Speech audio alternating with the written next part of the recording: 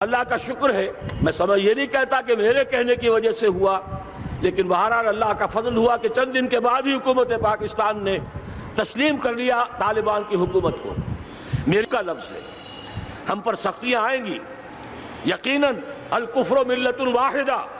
پوری دنیا امریکہ کی زیر سرپرستی ہمارے خلاف کھڑی ہوگی، ہمارے اوپر پابندیاں لگیں گی، لیکن شاید ہمارے جذبہ ایمانی کو بیدار کرنے کے لیے اللہ تعالیٰ اسی کو ذریعہ بنا دے، اور پھر اس کے ذریعے سے پورے عالم اسلام میں عوامی سطح پر جو ہمدردی پیدا ہوگی پاکستان کے ساتھ، اس کے آثار شروع ہو گئے ہیں۔ کبھی قطر کی طرف سے خبر آ رہی ہے، کبھی الاحرام کا جو ہے وہاں بات سامنے آ رہی ہے۔ معلوم ہو رہا ہے کہ جو بھی پبلک اوپینین ہے پورے عالم اسلام میں، اس کی وجہ کیا ہے؟ میں نے اپنے پچھلے جمعے کے خطاب میں عرض کیا تھا کہ جیسے پاکستان سلطنت خداداد پاکستان ہے، ایسے ہی اس کی ایٹمی صلاحیت یہ بھی خداداد ہے، اللہ نے چھپر پھاڑ کر ہمیں دی ہے۔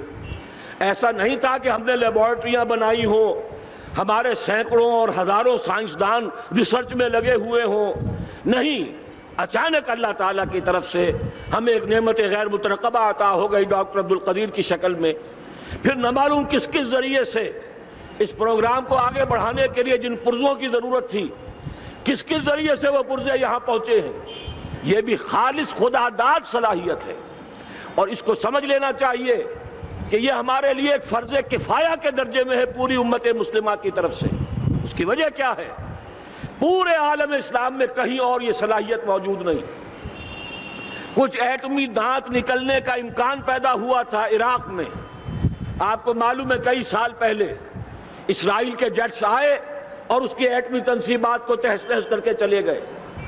اس کے بعد جو کچھ ہوا ہے خلیج کی جنگ میں، اس کا اگلا پچھلا کھایا پیا سارا اگلوا دیا، اور اس کے لیے جو پابندیاں ہیں شدید سے شدید تر ابھی تک چلی آ رہی ہیں۔ تو اچھی طرح سمجھ لیجئے کہ پورے عالم اسلام میں صرف ایک پاکستان ہے، پوری دنیا میں صرف ایک ملک ہے جو اسلام کے نام پر بنا، پورے عالم اسلام میں صرف ایک ملک ہے جس کے پاس ایٹمی استعداد ہے۔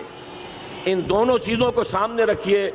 تو پھر مشیت ازدی میں مختلف چیزیں جو اللہ تعالیٰ کی اس تدبیر کے اندر موجود ہیں، اس کی کچھ نہ کچھ کڑیاں جو ہیں ملتی نظر آتی ہیں۔ لہذا اگر یہ معاملہ ہو جاتا ہے تو یقیناً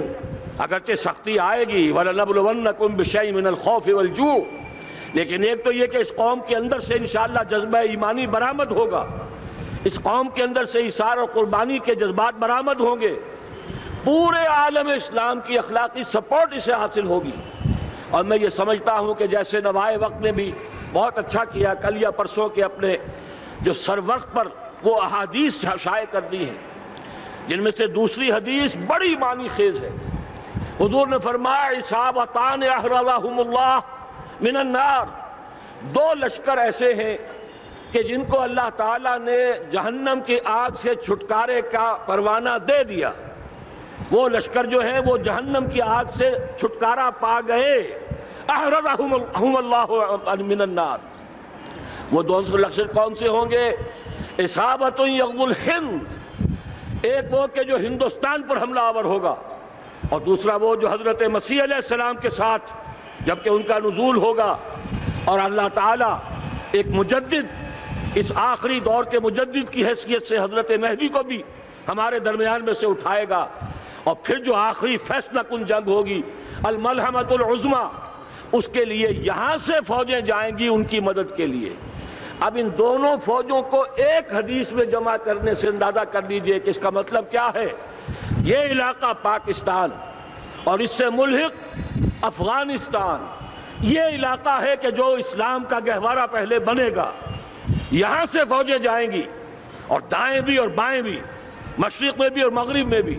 اور یہیں سے انشاءاللہ تعالی اسلام کا جو عالمی غلبے کا جو وعدہ ہے اللہ کا،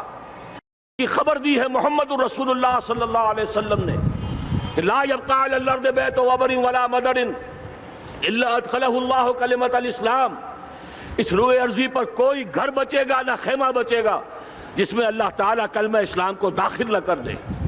وہ حدیث کے جس کے بارے میں فرمایا گیا، حضور نے ارشاد فرمایا، حضرت ثوبان سے روایت ہے کہ اللہ تعالیٰ نے میرے لیے ساری زمین کو سمیٹ لیا. ان اللہ زوالی الارض فرأیت مشارقها و مغاربها، میں نے اس زمین کے سارے مشرق دیکھ لیے، سارے مغرب دیکھ لیے، لیکن یہ جان لو ان امتی سیبلغ ملکها ما ذوی لی منها، میری امت کی حکومت ان تمام علاقوں پر قائم ہو کر رہے گی جو پوری زمین کو لپیٹ کر مجھے دکھا دیے گئے. یہ وعدہ پورا ہونا ہے، اور اس وعدے کا نقطۂ آغاز یہی سرزمین، اور جیسا کہ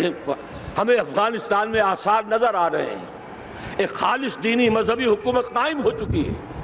افغانستان کا 80% علاقہ امن کا گہوارہ بن چکا ہے، علماء کی وہاں قیادت ہے اور حکومت ہے. یہ پاکستان اور افغانستان مل کر، جیسا کہ آپ کو یاد ہوگا میں نے جب تجویز پیش کی تھی کہ حکومت پاکستان فوراً تسلیم کرے طالبان کو، اللہ کا شکر ہے، میں یہ نہیں کہتا کہ میرے کہنے کی وجہ سے ہوا، لیکن بہرحال اللہ کا فضل ہوا کہ چند دن کے بعد ہی حکومت پاکستان نے تسلیم کر لیا طالبان کی حکومت کو.